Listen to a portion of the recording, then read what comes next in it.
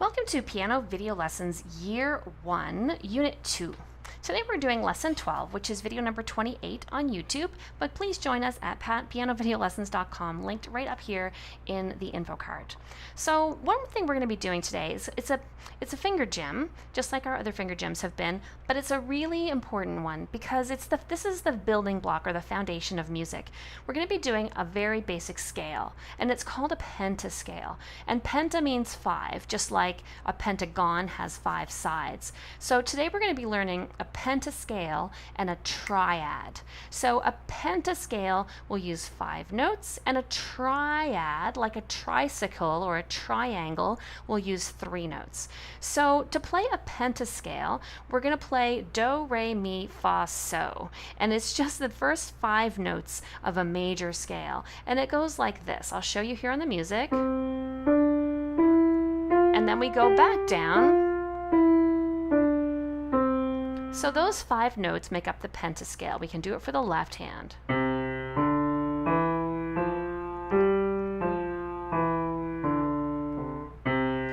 All right, so what's going to happen here to get our fingers warmed up and ready? We're going to play up and down the first 8 notes here 3 times. So there's a repeat bar here that sends you back, and a special note that says that you should play this 3 times in total.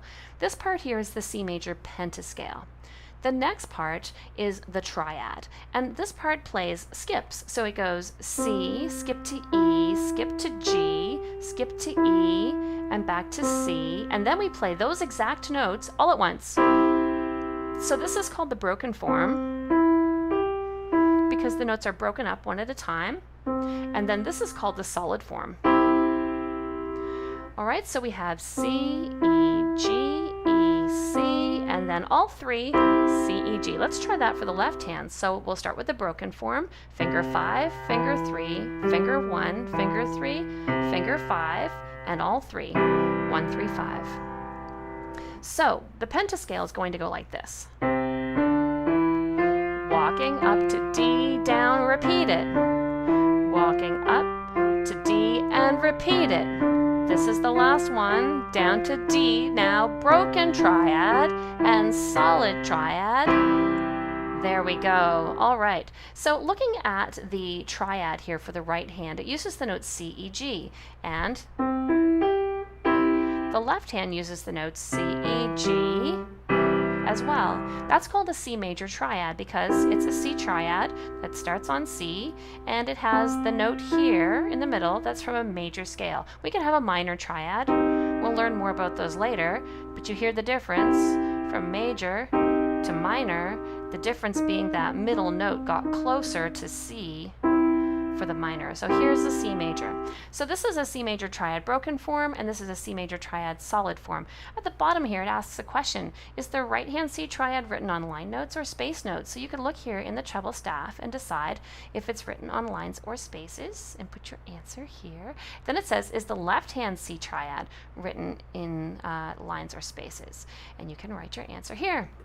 So what you should do is practice this pentascale hands separately until you're comfortable with each hand alone. The left could take a little longer to get coordinated if you're right-handed, and if you're left-handed, the right hand could take a little longer. But really listen to that solid triad. Make sure that it's blocked together in blocked form, every note landing exactly together. This little triad ending part might be the hardest part for you, especially landing them together.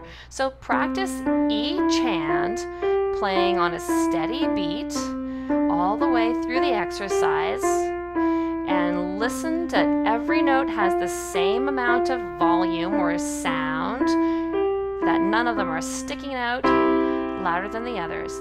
Remember your relaxed hand position when you play all of these finger gems. Make sure your fingers are curved, make sure your hand does not have tension, and that you're pressing into the keys with the weight of your hand and forearm so that you're carrying that weight between the notes. And when you're ready, you can try it with both hands together. So this is the first pentascale we're going to learn. We're going to learn many. We're going to start with C, and we're going to move through some of the easier keys, and we're going to build on this foundation of scales and triads, because this is what's ultimately going to help us learn to improvise at the piano, making up our own music or understanding how other music is written. All right, so join me in lesson 13, video 29, where we're going to be learning to fill in the gaps between all of these notes that we've already learned. We just have 2 left. All right, thanks for watching. We'll see you next time.